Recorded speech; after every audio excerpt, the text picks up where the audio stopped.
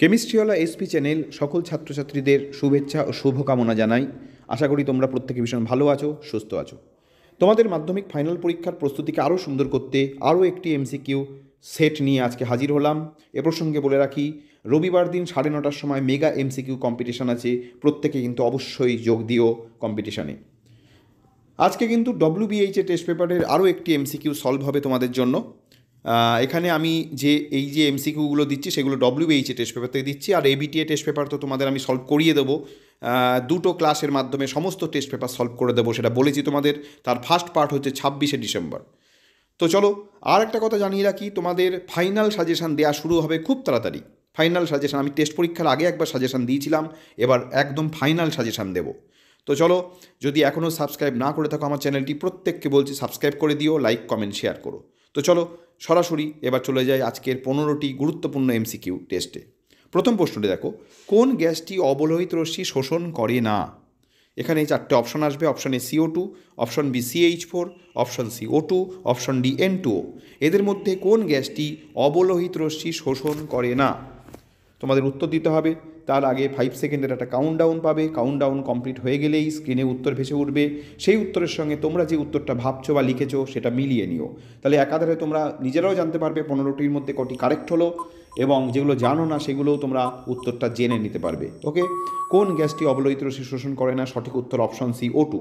CO2, CH4, N2O এরা অবলোহিত রশ্মি শোষণ করে গ্লোবাল ওয়ার্মিং ঘটায়। প্রত্যেকে শোষণ করে নেয়, যে কারণে গ্লোবাল ওয়ার্মিং ঘটে। একমাত্র অক্সিজেন কিন্তু অবলোহিত রশ্মি শোষণ করে না। CO2 করে, মিথেন করে, নাইট্রাস অক্সাইড করে। ওকে, তাহলে প্রথম প্রশ্নটা কমপ্লিট হলে এরকম আরও 14টি এমসিকিউ তোমাদের সামনে আসছে। সেকেন্ড কোয়েশ্চেনে চলে যাই। স্থির উষ্ণতায় আদর্শ গ্যাসের PV বনাম P লেখটি। স্থির উষ্ণতায় আদর্শ গ্যাসের PV বনাম P লেখটি অপশন এ মূল বিন্দুগামী সরলরেখা হয়, অপশন বি সমপরাবৃত্তাকার, অপশন সি এক্স অক্ষের সমান্তরাল সরলরেখা, অপশন ডি কোনোটাই নয়। খুব সুন্দর একটি প্রশ্ন। স্থির উষ্ণতায় আদর্শ গ্যাসের PVP লেখটি মনে করো, তাহলেই পারবে এটা। সঠিক উত্তর কী হবে নিশ্চয়ই তোমরা লিখে নিয়েছো, অপশন সি এক্স অক্ষের সমান্তরাল সরলরেখা। এ প্রসঙ্গে বলে রাখি, স্থির উষ্ণতায় আদর্শ গ্যাসের P বনাম V লেখটি হয় সমপরাবৃত্তাকার। ওকে, আর PV বনাম P, PV বনাম V এই লেখগুলো সবই কিন্তু এক্স অক্ষের সমান্তরাল সরলরেখা হয়। আর V বনাম ক্যাপিটাল T, V বনাম স্মল টি, এগুলোও তোমরা জানো চার্লসের সূত্রে V বনাম ক্যাপিটাল টির লেখচিত্র মূলবিন্দুগামী সরলরেখা, আর V বনাম স্মল টি হয় নেগেটিভ অক্ষকে ছেদ করে -273 এসে। এগুলো সব তোমাদের দেখিয়েছি।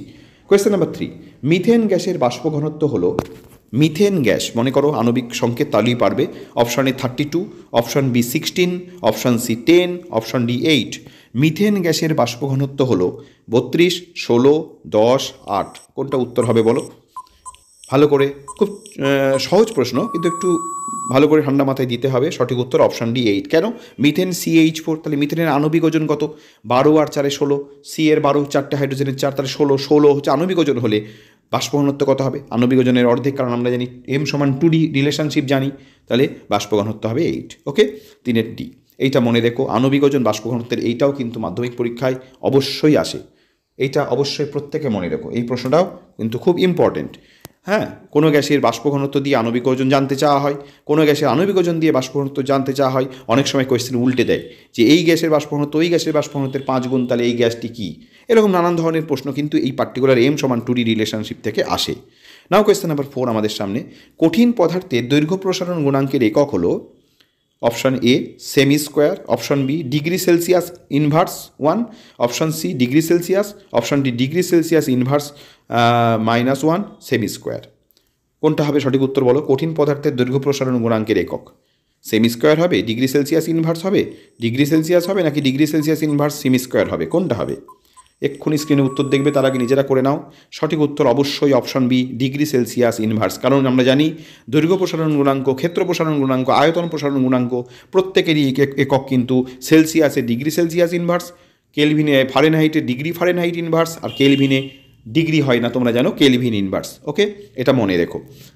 ঠিক আছে, দুটো আর যে সম্পর্কে দেখো, যে দুটো সমজাতীয় রাশি থাকে, উপরেও দৈর্ঘ্য নিচেও দৈর্ঘ্য, এগুলো কেটে যায়। উপরেও ক্ষেত্রফল নিচেও ক্ষেত্রফল কেটে যায়, উপরেও আয়তন নিচে আয়তন কেটে যায়, থাকে শুধু নিচের উষ্ণতাটা, যে কারণে উপরে গেলে ডিগ্রি সেলসিয়াস ইনভার্স হয়ে যায়। নাও কোয়েশ্চেন নাম্বার 5, প্রিজমের মধ্যে দিয়ে সাদা আলোর বিচ্ছুরণে কোন বর্ণের আলোর চ্যুতি সর্বাধিক? প্রিজমের মধ্যে দিয়ে সাদা আলোর বিচ্ছুরণে কোন বর্ণের আলোর চ্যুতি সর্বাধিক? অপশান এ লাল, অপশান বি নীল, অপশান সি বেগুনি, অপশান ডি হলুদ। এটা প্রত্যেকে পারবে, খুব সহজ প্রশ্ন। সঠিক উত্তর অবশ্যই অপশান সি বেগুনি। বেগুনি বর্ণের আলোর চ্যুতি সর্বাধিক আর লাল বর্ণের আলোর চ্যুতি সর্বনিম্ন। মনে রেখো, লাল বর্ণের আলোর চ্যুতি সর্বনিম্ন। ক্লিয়ার? মনে থাকবে। এখান থেকেও কিন্তু বেশ কিছু প্রশ্ন তোমাদের আসে, বেশ কিছু প্রশ্ন আসে যে কোন বর্ণের আলোর প্রতিসরাঙ্ক বেশি, কোন বর্ণের আলোর প্রতিসরাঙ্ক কম, কোন বর্ণের চ্যুতি বেশি, কোন বর্ণের চ্যুতি কম। তাছাড়াও আসে কোন বর্ণের বর্ণের আলোর বেগ বেশি, কোন বর্ণের আলোর বেগ কম। এইরকম বেশ কয়েকটি প্রশ্ন, ছোট ছোট প্রশ্ন এখান থেকে কিন্তু রেডি করতে হবে। ক্লিয়ার? তাহলে কি বললাম যে লাল আলোর সাদা আলোর বিচ্ছুরণে কোন বর্ণের আলোর চ্যুতি সর্বাধিক হয়? বেগুনি। আর লাল বর্ণের আলোর চ্যুতি সর্বনিম্ন হয়। ওকে, নাও কোয়েশ্চেন নাম্বার 6 এক্ষুনি আমাদের সামনে আসবে। রোধাঙ্কের এসআই একক হলো, রোধাঙ্কের এসআই একক হলো option A ohm divided by metre, option B ohm into metre, option C ohm by metre square, option D ohm. Option A ohm by metre, এটাকে তোমরা ওহম মিটার ইনভার্সও ভাবতে পারো। Option B ohm into metre, option C ohm by metre square, option D ohm. সঠিক উত্তর অবশ্যই option A ohm by metre, বা এটাকে তোমরা ওহম মিটার ইনভার্সও ভাবতে পারো। রোধাঙ্কের এসআই একক, ঠিক আছে? ওহম মিটার ইনভার্স বা ওহম বাই মিটার, একই ব্যাপার। ঠিক আছে, রোধাঙ্ক কী করে হলো? রোধাঙ্ক সমান সমান রোধ ইন্টু দৈর্ঘ্য বাই প্রস্থচ্ছেদ ক্ষেত্রফল। তাহলে রোধ মানে ওহম, আর উপরে দৈর্ঘ্য নিচে প্রস্থচ্ছেদ মানে মিটার, যদি উপরে হয় নিচে মিটার স্কোয়ার হবে, একটা করে মিটার কেটে গেল, তাহলে থাকলো ওহম বাই মিটার। দেখো ভালো করে, তোমরা খাতায়ও দেখো। ঠিক আছে, তাহলে কি থাকলো? রোধ ওহম আর নিচে মিটার থাকলো। তাহলে উপরে গেলে মিটার, উপরে গেলে কি হচ্ছে? Ohm metre inverse. Okay, next question number 7 এক্ষুনি আমাদের সামনে আসবে। চলো, লেঞ্জের সূত্র কোন সংরক্ষণ সূত্রের উপর প্রতিষ্ঠিত? লেঞ্জের সূত্র কোন সংরক্ষণ সূত্রের উপর প্রতিষ্ঠিত? অপশান এ শক্তি, অপশান বি ভর, অপশান সি ভরবেগ, অপশান ডি বল। খুব সুন্দর, এটিও খুব সুন্দর প্রশ্ন। এ প্রসঙ্গে বলে রাখি, লেঞ্জের সূত্রটা কিন্তু ডিটেলসে তোমরা মুখস্থ করো। লেঞ্জের সূত্রটা পরীক্ষায় কিন্তু আসতে পারে, তাই লেঞ্জের সূত্রটা কিন্তু ডিটেলসে মুখস্থ করো। সঠিক উত্তর হবে অপশান এ শক্তি। লেঞ্জের সূত্র শক্তির সংরক্ষণ সূত্রের উপর প্রতিষ্ঠিত। ওকে, লেঞ্জের সূত্র শক্তির সংরক্ষণ সূত্রের উপর প্রতিষ্ঠিত। বোঝা গেল? এখানে লেঞ্জের সূত্র, ফ্লেমিংয়ের বামহস্ত নিয়ম, ফ্লেমিংয়ের ডানহস্ত নিয়ম, এই তিনটেই কিন্তু রেডি রেখো। হ্যাঁ, ফ্যারাডের সূত্র, আবিষ্ট তড়িৎচালক বল সংক্রান্ত ফ্যারাডের সূত্র। তাহলে 4টে জিনিস তোমাদের আমি বললাম: লেঞ্জের সূত্র, ফ্যারাডের সূত্র, ফ্লেমিংয়ের বামহস্ত নিয়ম, ফ্লেমিংয়ের ডানহস্ত নিয়ম। এই 4টে, যদিও ফ্লেমিংয়ের বামহস্ত নিয়মটাই বেশি আসে পরীক্ষায়, তবে ইদানিং দেখতে পাচ্ছি টেস্ট পেপারের বিভিন্ন পেজে ফ্যারাডের আবিষ্ট তড়িৎচালক বল সংক্রান্ত ফ্যারাডের সূত্রটাও কিন্তু ইম্পর্টেন্ট। নাও কোয়েশ্চেন নাম্বার 8, কোন তেজস্ক্রিয় রশ্মি ধনাত্মক পাথের দিকে অগ্রসর হয়? তাহলে কোন তেজস্ক্রিয় রশ্মি? অপশান এ আলফা রশ্মি, অপশান বি বিটা রশ্মি, অপশান সি গামা রশ্মি, অপশান ডি এক্স রশ্মি। একটা ক্লু তোমাদের দিই, ধনাত্মক পাথের দিকে অগ্রসর হয় তার মানে নিজে কি? তার মানে নিজের আধান কি? নিজের আধান ঋণাত্মক। নিজের আধান ঋণাত্মক হলে তবেই তো সে ধনাত্মক পাথের দিকে অগ্রসর হবে। এখন বের করো এদের মধ্যে নেগেটিভকে, এই 4টে রশ্মির মধ্যে। সঠিক উত্তর অপশান বি বিটা রশ্মি। ওকে, তাহলে কোন তেজস্ক্রিয় রশ্মি? না, বিটা রশ্মি ধনাত্মক পাথের দিকে অগ্রসর হয়, কারণ আমরা জানি বিটা রশ্মি হচ্ছে ইলেকট্রন কণার স্রোত, তার মানে নেগেটিভ। তাহলে বিটা রশ্মি যেহেতু নেগেটিভ, সেই জন্য ধনাত্মক পাথের দিকে অগ্রসর হবে। উল্টো দিকে আলফা কিন্তু পজিটিভ, তাহলে আলফা কোন দিকে যাবে? ঋণাত্মক পাথের দিকে যাবে। আর গামা রশ্মি তড়িৎচুম্বকীয় তরঙ্গ, এর কোনো আধান নেই, যে কারণে এ কোনো দিকে বিক্ষিপ্ত হবে না, ধনাত্মক দিকেও হবে না, ঋণাত্মক দিকেও হবে না, এ সোজাসুজি পথে বেরিয়ে যায়, এর কোনো বিচ্যুতি ঘটে না। নাও কোয়েশ্চেন নাম্বার 9, মৌলের কোন ধর্মটি পর্যায়গত ধর্ম নয়? এখানে 4টে ধর্ম এক্ষুনি আসবে। অপশান এ পরমাণুর ব্যাসার্ধ, অপশান বি তড়িৎ ঋণাত্মকতা, অপশান সি ধাতব ও অধাতব ধর্ম, অপশান ডি তেজস্ক্রিয়তা। এই 4টে ধর্মের মধ্যে কোন ধর্মটি পর্যায়গত ধর্ম নয়? খুব সুন্দর একটি প্রশ্ন, ভেবেচিন্তে উত্তর দাও। এ প্রসঙ্গে বলে রাখি, তোমাদের একটা খুব তাড়াতাড়ি আমি একটা লাইভ ক্লাস নেব, বা একটা ক্লাস নেব ওয়ান শটে পর্যায় সারণীর চ্যাপ্টারে, সেখানে আমি তোমাদের এই ধর্মগুলোর পরিবর্তন বুঝিয়ে দেবো। সঠিক উত্তর অবশ্যই অপশান ডি তেজস্ক্রিয়তা, কারণ পরমাণুর ব্যাসার্ধ, তড়িৎ ঋণাত্মকতা, ধাতব ও অধাতব ধর্ম তিনটেই কিন্তু পর্যায়গত ধর্ম বা পিরিয়ডিক প্রপার্টিজ। ওকে, কিন্তু তেজস্ক্রিয়তা কোনো নির্দিষ্ট নিয়ম নীতি মেনে পরিবর্তন হয় না, যে কারণে এটি পর্যায়গত ধর্ম নয়। ক্লিয়ার? বোঝা গেল ব্যাপারটা? তেজস্ক্রিয়তা, দ্রাব্যতা এগুলো পর্যায়গত ধর্ম নয়। নাও কোয়েশ্চেন নাম্বার 10, সমযোজী যৌগটি হলো, এখানে 4টে অপশন আসবে যৌগের, তাদের মধ্যে বলতে হবে কোনটি সমযোজী যৌগ। চলো, option A MgCl2, option B NaF, option C CaO, option D HCl। এদের মধ্যে সমযোজী যৌগ, আমি তোমাদের বহুবার শিখিয়েছি যে অধাতু অধাতু দ্বারা গঠিত যৌগ সমযোজী হয়, আর ধাতু অধাতু দ্বারা গঠিত যৌগ তড়িৎযোজী হয়। তাহলে সমযোজী যৌগ এদের মধ্যে কোনটি? ভাবো, উত্তর দাও।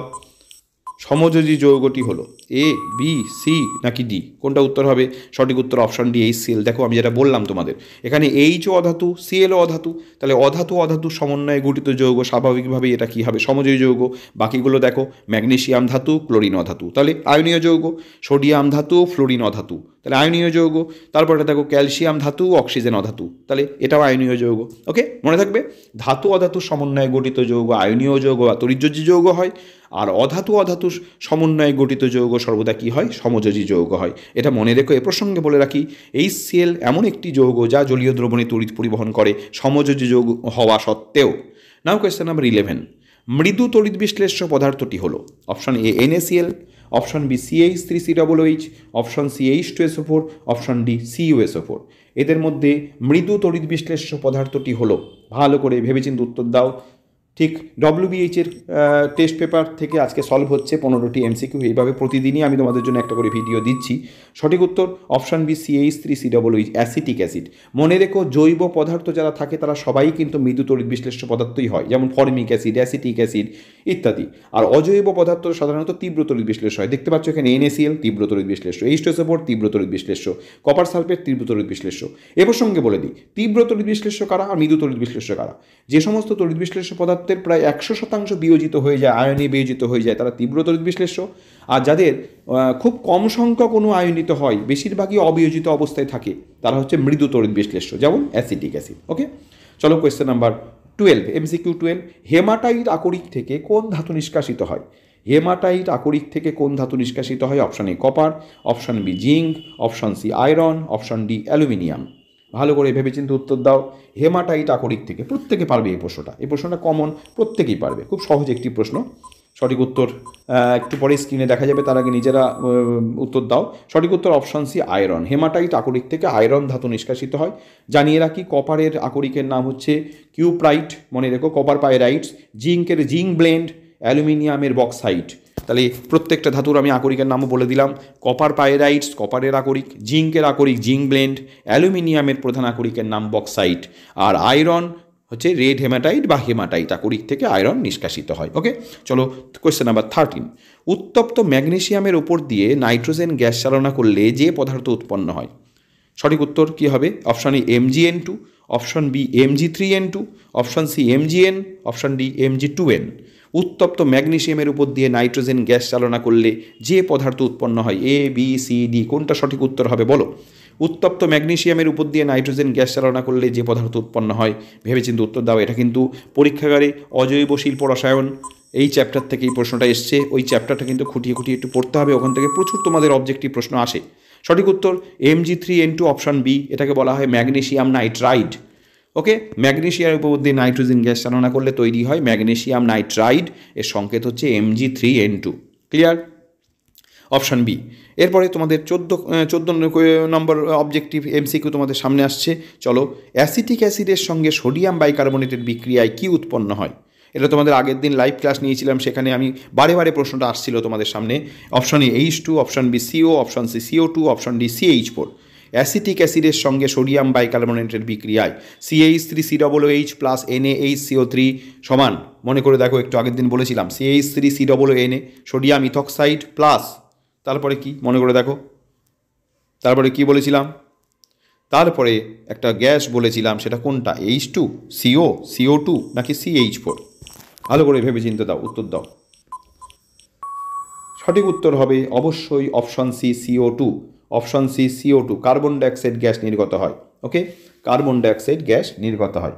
CH3COONA আর ওইদিকে H2CO3টা ভেঙে গিয়ে H2 আর CO2 উৎপন্ন করে। তাহলে পুরো বিক্রিয়াটা আরেকবার বলে দিই, CH3COOH প্লাস NaHCO3 সমান CH3COONA sodium ethoxide plus H2CO3 তৈরি হয়, যেটা খুব আনস্টেবল, অস্থায়ী হওয়ার জন্য সঙ্গে সঙ্গে ভেঙে গিয়ে H2O আর CO2 উৎপন্ন করে।